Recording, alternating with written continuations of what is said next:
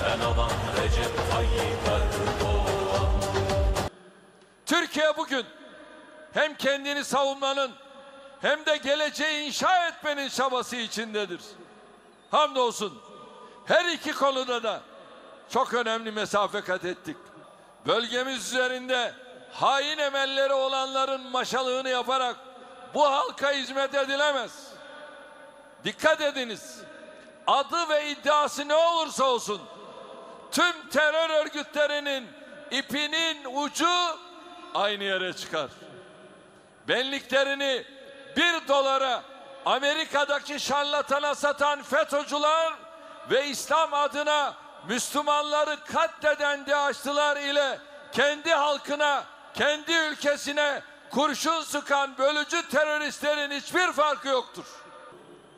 Türkiye, Diyarbakırlı kardeşlerimiz başta olmak üzere her kesimden insanımızın ortak gayretiyle bu tuzağa düşmemiş, oyunu bozmuş, iradesine sahip çıkmıştır.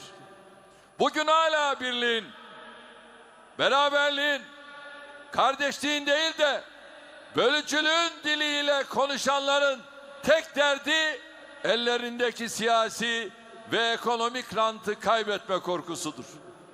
Biz milletimize bölünmeyi değil, bölüşmeyi teklif ettik.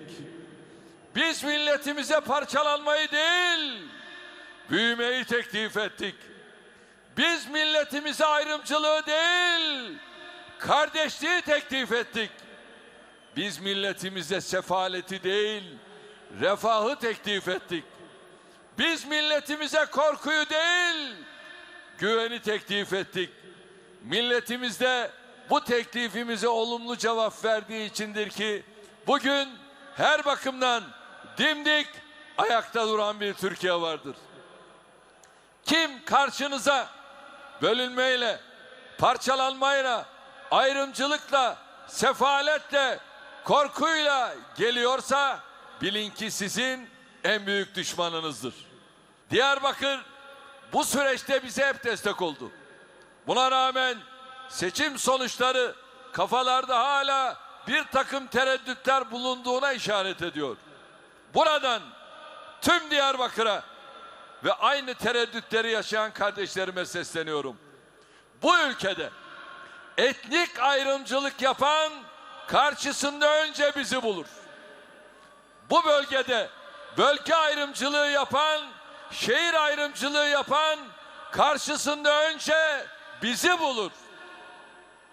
Bu bölgede herhangi bir kişiye inancından, dilinden, kültüründen dolayı ayrımcılık yapan önce karşısında bizi bulur. Diyarbakır'ın ne sıkıntısı, ne sorunu, ne beklentisi varsa bunu tıpkı ülkemizin diğer 80 vilayetinde olduğu gibi hep birlikte çözeceğiz, çözüyoruz. İşte havalimanından buraya gelirken şu caddelerin halini gördünüz değil mi? Her taraf nasıl görüyorsunuz? Pırıl pırıl. Dikilen binalarla her taraf bambaşka. Batıda ne varsa burada da o var. Bunun için hazır mısınız? Bir olacağız. İri olacağız. Diri olacağız. Kardeş olacağız.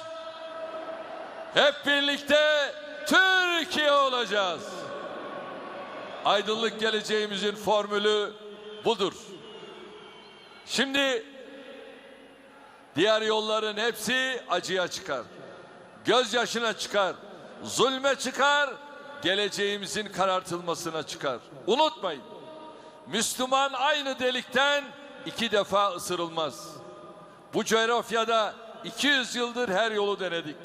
Bugün geldiğimiz noktada görüyoruz ki birliğimize, beraberliğimize, kardeşliğimize sahip çıkmanın dışında hiçbir yöntem bizim ayrımıza değildir. Diyarbakır tarihi boyunca hep öncü olmuş, lider olmuş, çığır açmış bir şehir. Gelin yeni dönemin müjdesini yine Diyarbakır'dan verelim. Ey Diyarbakır! Sana acıdan, kandan ve gözyaşından başka bir şey vermeyenlerin dönemine son vermeye hazır mısın? Sana zulümden, baskıdan ve korkudan başka bir vaadi olmayanların devrini kapatmaya hazır mısın? Gözünün nuru evladına, mahremin olan evine, kızına, onları Kandil'e kaçıranlara dur demeye hazır mısın? Eğitimden sağlığa, ulaşımdan enerjiye kadar sana her türlü hizmeti getirenlerin yanında yer almaya hazır mısın?